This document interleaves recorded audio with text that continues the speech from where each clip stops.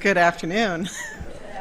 And welcome family and friends and church members to the celebration of nearly 100 years of life of our member here at FPC, Shirley Mitchell Farmer.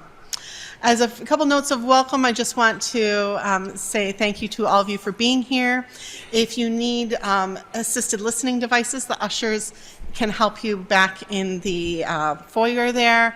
And if you need a restroom, there's one right outside down the hall here.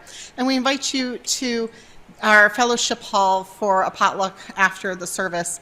And to get there, you just follow this hall all the way down until you hit the stairs or elevator, take one of those down, and then keep going that way until you smell food and hear crowds.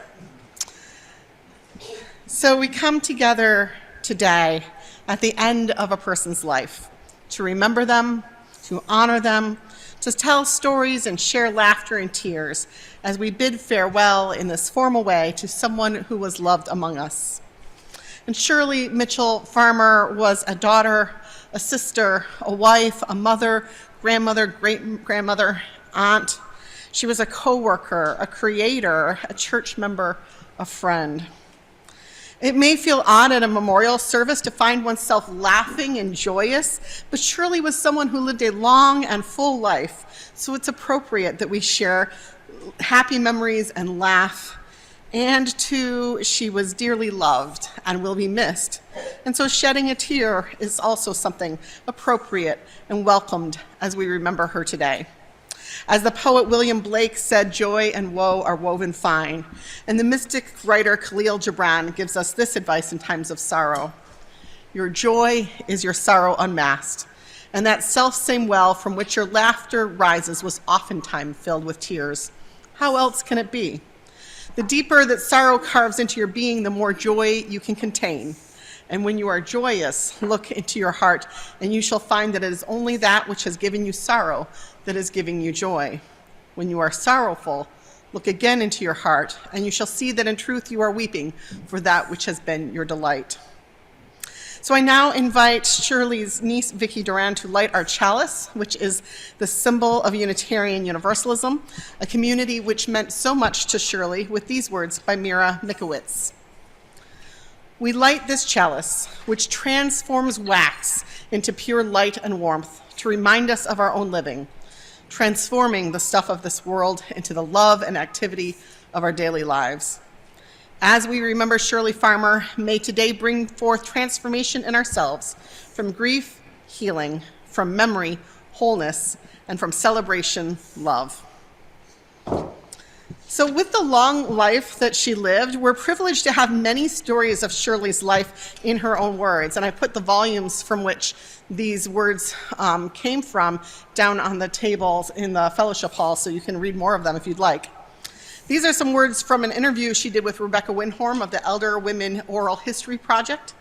And since we have people here who can remember Shirley's later years, I'm going to use her own words to tell some stories of her earlier years. She said this: I was born in 1923 in Everett, Massachusetts. Dad was teaching at that point.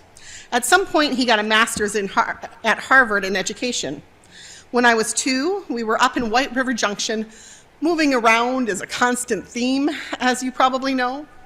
And when I was 2.5, no, just 2, I guess, Mother was pregnant, and Dad came home and said we were going to India.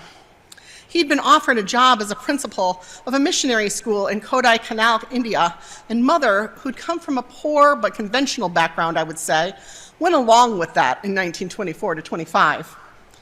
Funny, a family myth came out that Mother always got seasick when she got on a ship. Well, she was pregnant, for God's sake.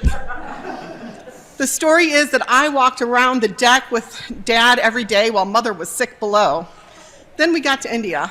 I don't have much memory about that. The only memory I have is looking down on clouds because this school was up in the mountains, someplace in southern India in Kodai Canal. This was an American mission school for British children, according to this guidebook. All I know is it was run by missionaries. At that point, Dad was having he'd been ordained as a Methodist minister, and he had earned his way through Colby College after World War I, preaching in the summers. Whenever we got back to Haynesville in the summertime, he would be invited to preach because he was a homeboy who'd made good. And in Kodai Canal, I had 2 brothers born. I have a few letters that some relative resurrected that Mother had sent to her sisters. I found them and made copies, so I have those where she talks about us as babies. Charlie was such a cute baby, or Shirley likes Donnie better than Charlie, this kind of thing. It was fun. So now after India, Shirley and her family moved to Tokyo where she began school, and she has some good stories from her school days. And here she says, I loved going to school. When we first got to Japan, we lived in the dormitory and it was right next to the school. So I was running in and out of the school all the time. So Dad said, let her come. I was learning to read very early, and I remember proudly telling one of the teachers who came to visit us that I was learning to read. I was 4 or 5, and I went to get a book to read her, and I came across a word I couldn't pronounce, and I didn't know what it meant, and I was so embarrassed. I was 4. But I felt comfortable with all the teachers because Dad was their boss. It was a friendly school, at least as far as I was concerned. That early start in education led to Shirley going to Radcliffe at the age of 15. And she says, and of course, Radcliffe was a whole new world for me. A lot of wealthy girls and a lot of scholarship students like me. I was in a regular dorm the first year, and in those days at the dorm, we had a formal dinner. We sat at white tablecloth tables, and we were waited on for the first year. That was before the war. They played field hockey out in the front yard of the quad there at Radcliffe. It was a different world. Dad and Mother drove me down, unloaded their car, and saw the room and said, here you are, and drove home. I didn't know what to expect, but I got along. I got weird jobs. I remember being hired by a really neurotic woman who just had a baby, and I had to wash diapers by hand. I think she had postpartum depression. I was only 12 or 13, or my mother had a friend who had a baby and had developed a breakdown, but I think she had postpartum depression, and I was only 12 or 13 at that point. She was the wife of one of the new teachers, and Mother volunteered me to go up and take care of the baby. And I said, well, what do I do? And she said, just use your common sense, dear, and had total faith that I could do it. Well, I had taken care of Mary Jane as a baby, and so this was only 3 years later. But then the National Youth Service, the NYA, came along, and we could get jobs at the college, and the government would pay us. So in my second year, I got a job at Harvard Psych Clinic under Professor Murray. He was all excited about his TAT test, the thematic apperception test, a projective psychological test that he had invented and developed. And that second year, I applied to live in one of the 2 co-op houses where you got a room, but you had to do your own cooking. A lot of the girls in that house, there had been a mini crash in 38 to 39, so many of their families had lost money and they had to go into a co-op house. They were used to laundresses and maids, and so my roommate still sent her laundry home. Well, I did too. There were no laundry facilities. We could go on telling wonderful stories from Shirley's own words, but a lot of people here have their own stories about Shirley too. And so I'll end the tales with her there in college. In the Hindu text, the Bhagavad Gita, it says, the soul is neither born, nor does it ever die, nor having existed does it ever cease to be. The soul is without birth, eternal, immortal, and ageless. It is not destroyed when the body is destroyed. As many faiths have different views each about what happens after death, so here we are in a moment of mystery and contemplation. So let us join now together in a moment of prayer or personal meditation or personal reflection, each in our own way, as I share these words. Spirit of life, the poet Mary Oliver spoke of death in her poem Blackwater Woods, saying, look, the trees are turning into their own bodies into pillars of light, are giving off the rich fragrance of cinnamon and fulfillment. The long tapers of cattails are bursting and floating away over the blue shoulders of the ponds. And every pond, no matter what its name is nameless now. Every year, everything I have ever learned in my lifetime leads back to this, the fires and the black river of loss, whose other side is salvation, whose meaning none of us will ever know. In that twin contemplation of the fiery brilliance of the world and the river of loss that carries our loved ones away. Our minds leap from understanding to questioning about a human life and the mystery of death, as from joy and sorrow we leap across the memories. So this is a time for each of us to find our quiet center and meditate or pray or reflect, to gather our individual feelings and thoughts, to meditate upon the meaning of this occasion, to offer a private and final farewell, to offer a prayer, to remember the person that Shirley Farmer was, and to acknowledge how she lives on in us. The poem concludes, "To live in this world, you must be able to do three things: to love what is mortal, to hold it against your bones, knowing your own life depends on it, and when the time comes to let it go, to let it go." So let us now enter into a time of contemplation, prayer, or meditation of memory, holding the memory of our bones, memory against our bones, even as we let go of Shirley and her life here on earth today. We'll take a moment of contemplation as our musician Trevor plays from the musical Carousel, "You'll Never Walk Alone."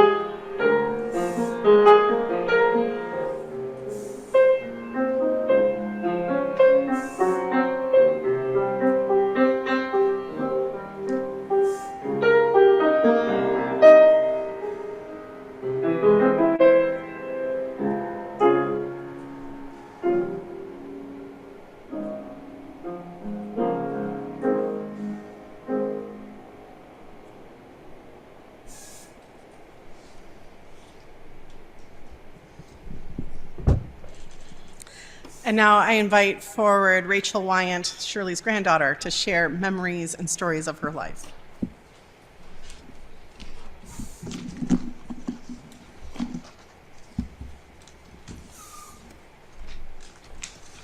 Good afternoon. My name's Rachel, and I'm one of Shirley's 4 granddaughters. I'm grateful to be here today to share a little bit about her life.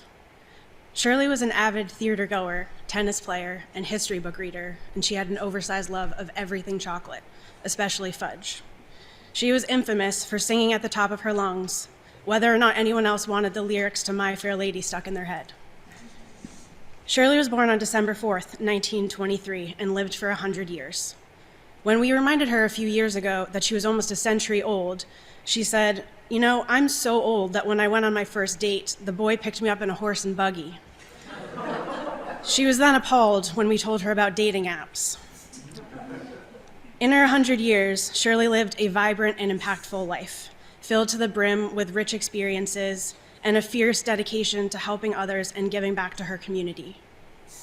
Shirley was the oldest of 5 siblings, and she often spoke about their close bond. She was deeply influenced by her father, Charles Mitchell, who inspired her to pursue higher education and helped shape her worldview. She adored spending time with her family and having passionate debates about politics around the dinner table. Shirley reveled in these conversations, and for as long as I can remember, she was always thrilled to meet someone who wanted to debate with her or chat about history. She did attempt to pass on her love of history to me. One summer, she took me on a road trip to Campobello Island to visit FDR's summer home. The whole drive there, she told stories about Eleanor Roosevelt and World War II, and I think she was extremely disappointed when we arrived and I was only interested in the lobster-shaped gum in the gift store. I'm in awe of all that she accomplished during her lifetime, and she was definitely ahead of her time.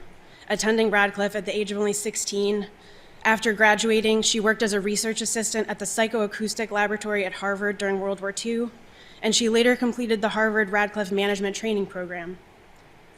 Shirley was dedicated to serving every community where she lived.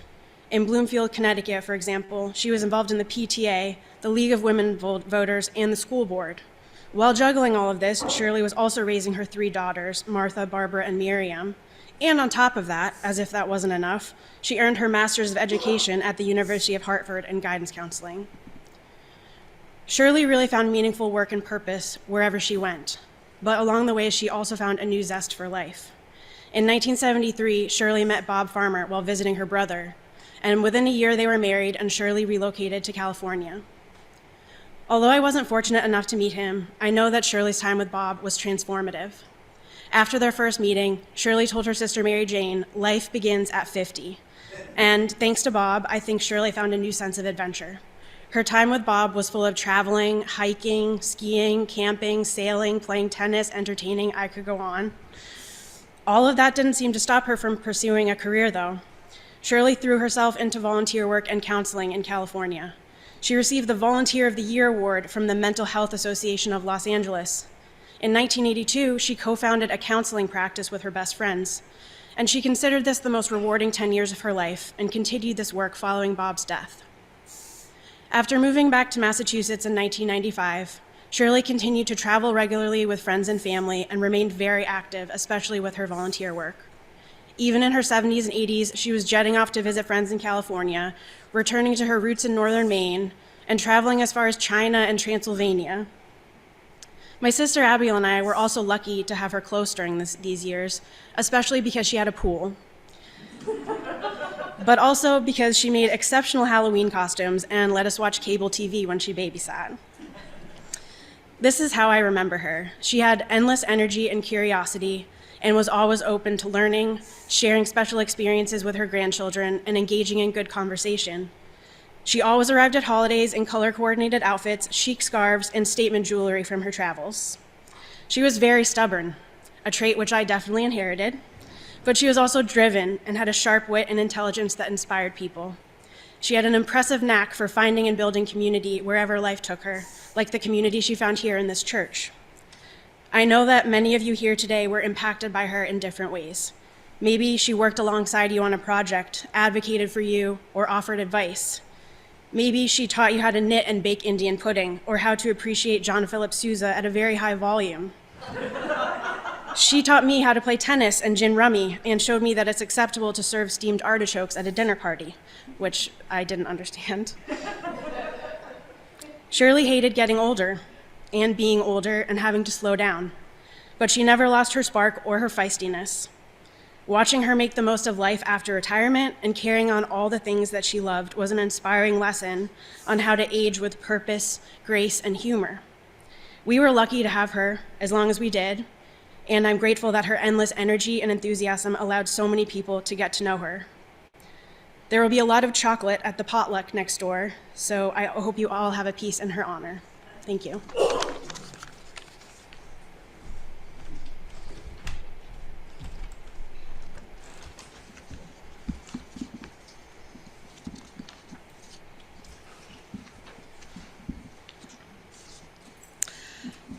I have always believed that the best way to be honest with death is to tell stories. Stories that are sad, stories that are happy, stories filled with memory, stories filled with love. And so we're going to do that today. We're going to have a time for you all to share stories, if you well, not all, because that would keep us here all day, but for some of you to share stories with us today. But we're going to begin with some that have been shared in advance in writing from family who either can't be here today or maybe who can be here but didn't want to come up front. And those are going to be read by First Parish Church member Ann Wickham, along with one of her own reflections.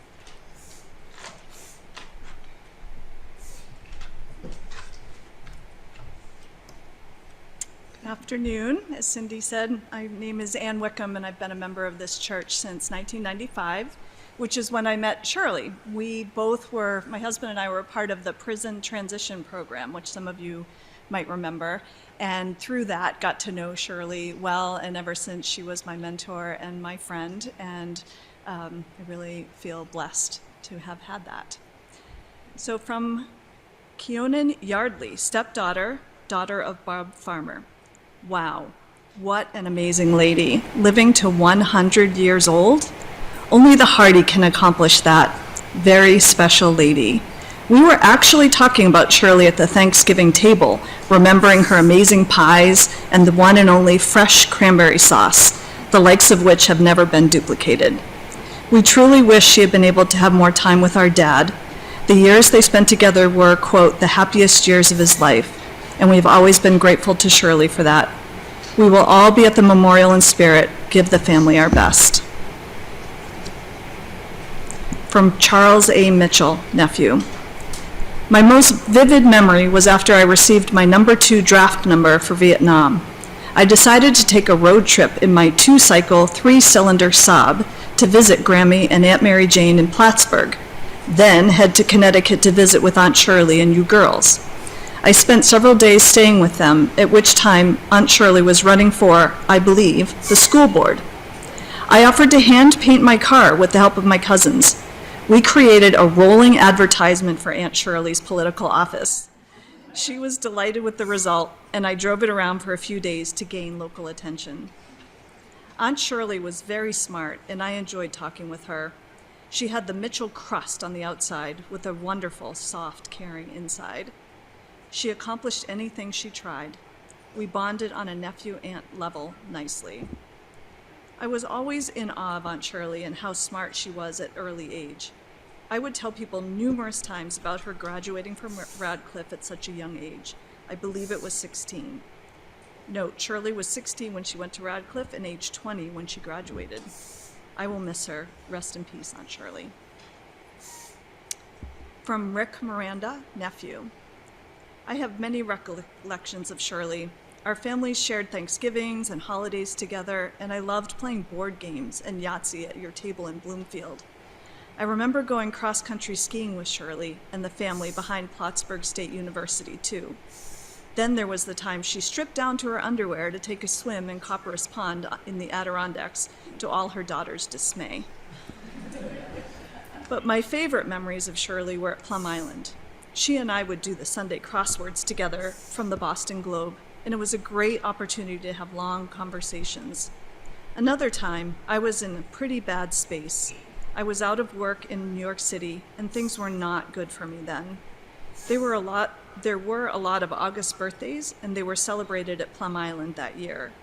It seemed like everybody got a gift, and I was feeling left out and away from the group a bit. At the end of gifts, Shirley came over and gave me a lobster claw pot holder just because. That thought, her words, and her awareness of my situation made it very special to me and one I will never forget. It is my favorite recollection of her and how she will be remembered. One other Plum Island moment involved her building sandcastles with grandchildren. Just as the castles were finished, the tide started to come in and was washing away their work. Shirley turned to the sea and protested loudly. Then Phil said something like, "There it is, Shirley beating back the forces of nature." It captured her perfectly in so many ways. She was a strong woman who would not be denied, protective of her work and her family. And from Linda Rio, business colleague at New Beginnings Counseling Center in Caramello, California. Dear Miriam, I worked with your mom at New Beginnings when I was first licensed, and she was, of course, a seasoned professional for me to look up to. We all so very highly respected her and learned so much from her professionally. I will always think of her as a wonderful, wonderful woman and kind soul, and the world will be missing a very special person now. My condolences to you and your family.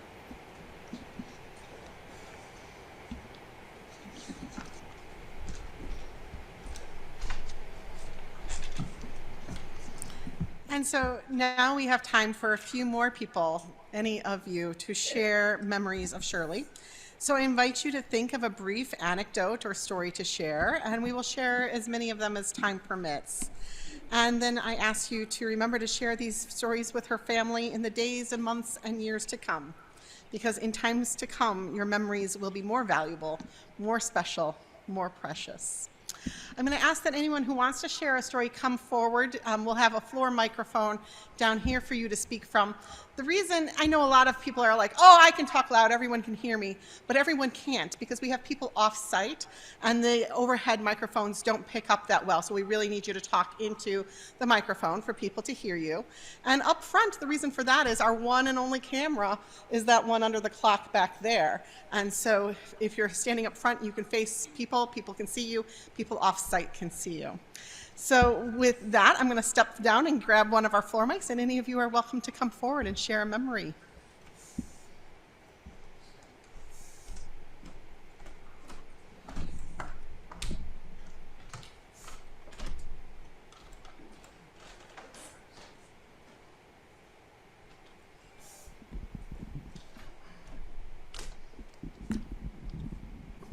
Good afternoon. I'm Ginger Dreyer. Oh, one other thing I forgot to say is our microphones are so sensitive that if you hold them here or here, we don't hear you unless you hold it right up there. Hello again. I'm going to have to read this because I'd never get through it if I didn't. 17 years ago, Shirley was my first friend at FPC. She encouraged me to join her Friday morning SGS small group ministry, and I've been a member ever since. She was a strong, independent woman with very strong opinions. She was a caregiver by profession and in her personal life, and she found it difficult as she aged to accept care. But she appreciated that Miriam's care made it possible for her to remain in her home as she wished. She was proud of her loving family and was a very loyal friend. We had many adventures over the years, notably to local museums and historical places, as she introduced me to Massachusetts. About 12 years ago, she was my tour guide on a glorious leaf-peeping trip throughout New England. We shared monthly lunches for many years with Mary Weatherby, first in restaurants and later in her home, thanks to Miriam. I will never forget Shirley.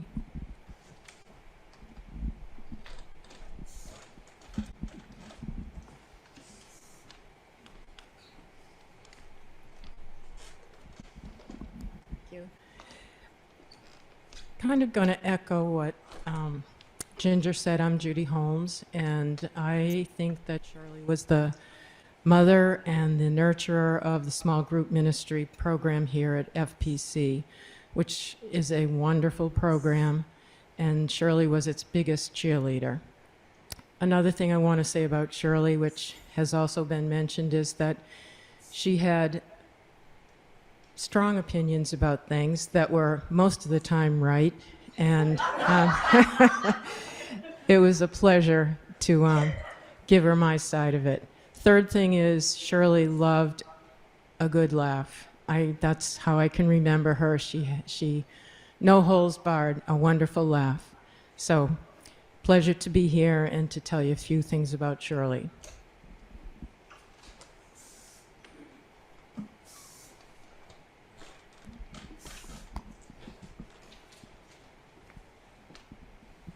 My name is Roy Miller, and I want to share some things about Shirley related to the Connect project.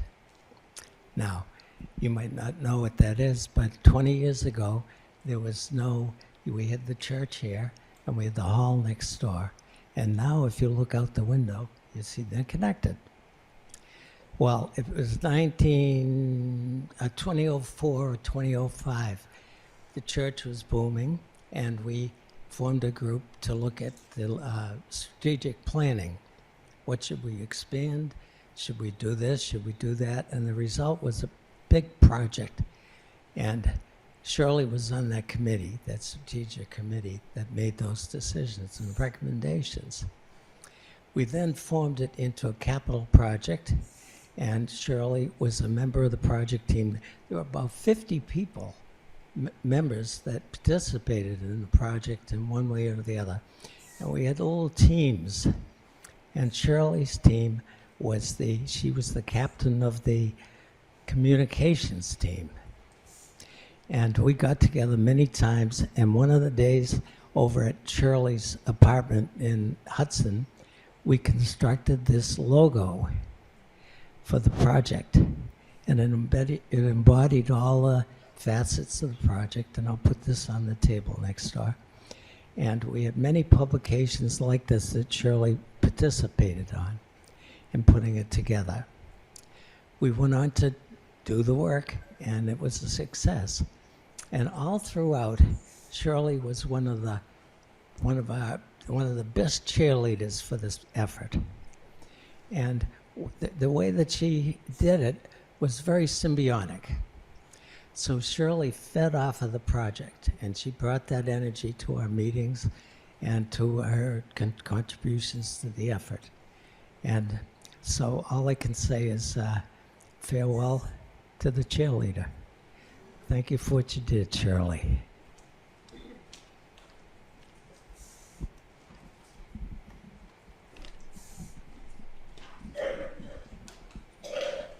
Good afternoon. I'm Michael Palladini. I'll make it quick. You probably heard, if you were listening, I think we were all listening, that Shirley moved back to Massachusetts in 1995. Peggy and I joined this church in September of 1995.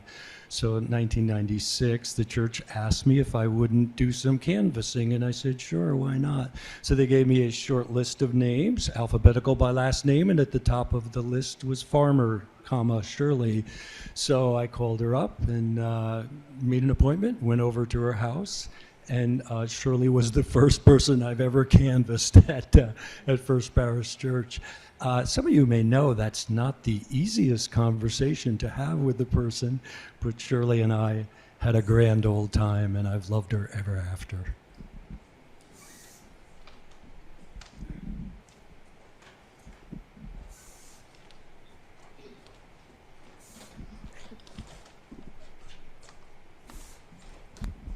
My name is Bob Glorioso. Well, I was one of the people on the trip to Romania with Shirley. And we're in Brasalt, which is right next to the Black Church, which partly burned down and they saved. And there was a park there and a big open shopping area. And we all went shopping, and we actually found a McDonald's there. And so we were walking back, and everybody was sitting in the chairs, and there's Shirley with the biggest, most garish sunglasses, big smile on her face. And we had more fun talking to Shirley about her sunglasses. Unfortunately, she lost them along the way, so we never could find another pair to buy for her.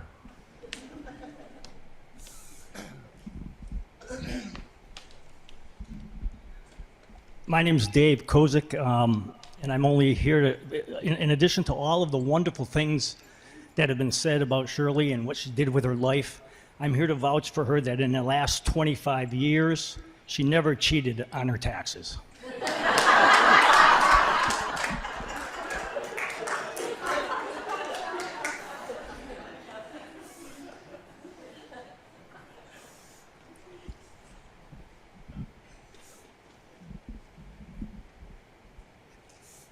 I'm Rebecca Winborn, and I had the honor of doing the oral history of your mother and your grandmother and your all your connections and all of your friends. And this picture was taken by my best friend from high school, Patty Levy. And she took portraits of all the 12 women who I interviewed for the oral history project. They were all over 85. And what Patty did is she had this capacity to just bring out love. And I think the oral history project did the same thing. Each woman felt heard and seen. And I just love that Shirley is just, her whole self comes through in this photograph. And for each portrait, I wanted their hands, because there's so much character in a set of old hands. And I just love the way Shirley dressed up for the occasion, and that in the portrait you can see some of the Japanese prints that she so valued.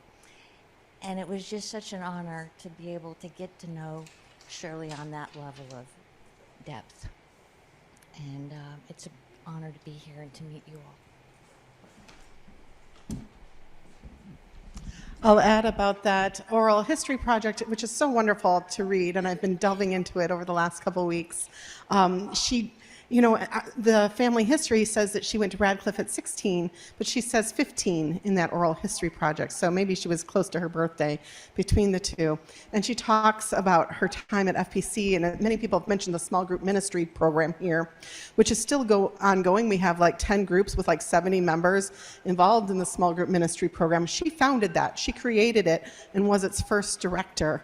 And our current director is our Zoom host, one of our 2 Zoom hosts today, and it's still going strong.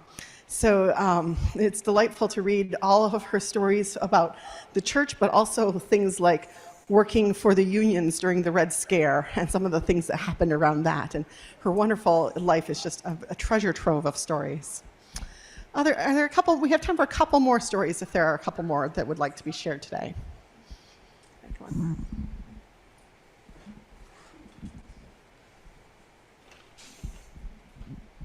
Hello, my name is Mike Bleeker, and I met Shirley about 5 or 6 years ago. I'm not really sure how long ago it was. I teach an exercise class over at Hudson Senior Center, and Shirley and Miriam showed up at my class one day.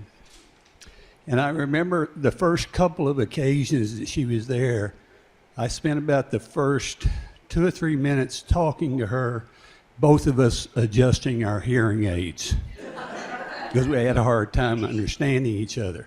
When COVID hit, Shirley joined my online or my Zoom classes, exercise classes I taught, and we'd spend the first 5 or 10 minutes with Miriam adjusting her hearing aids and getting them to work with Bluetooth.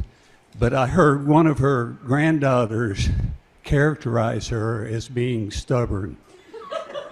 I was trying to think of a way to characterize her, and the word I came up with is not quite as kind as stubborn.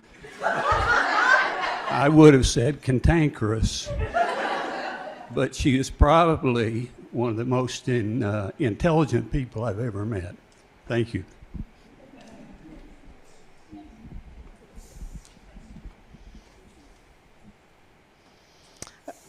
A clearly intelligent woman who learned to read at 4, and she has other stories about reading in school and bragging about her reading, and each one ends with self-humor and self-deprecation too, because she'll tell stories about how she again and again runs across a word that she didn't know and how embarrassing that was.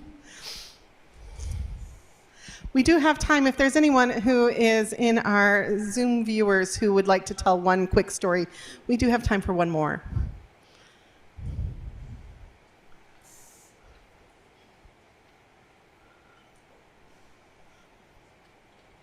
Could I say something? Sure, yes. Hi, my name's Barb. I'm her middle daughter.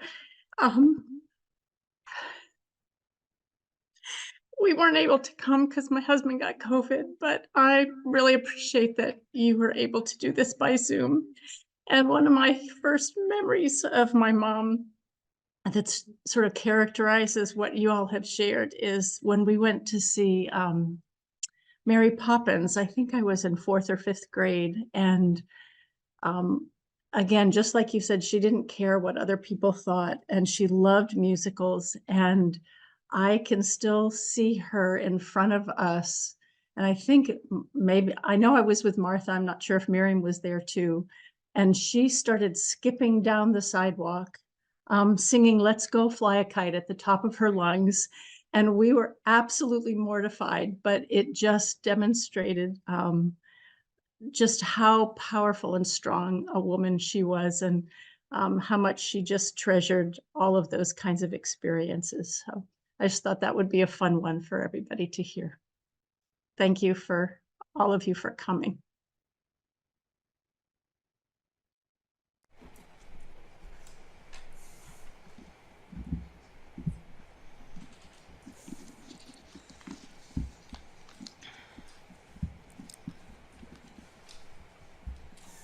in honoring Shirley's love of musicals, our closing song is Moon River.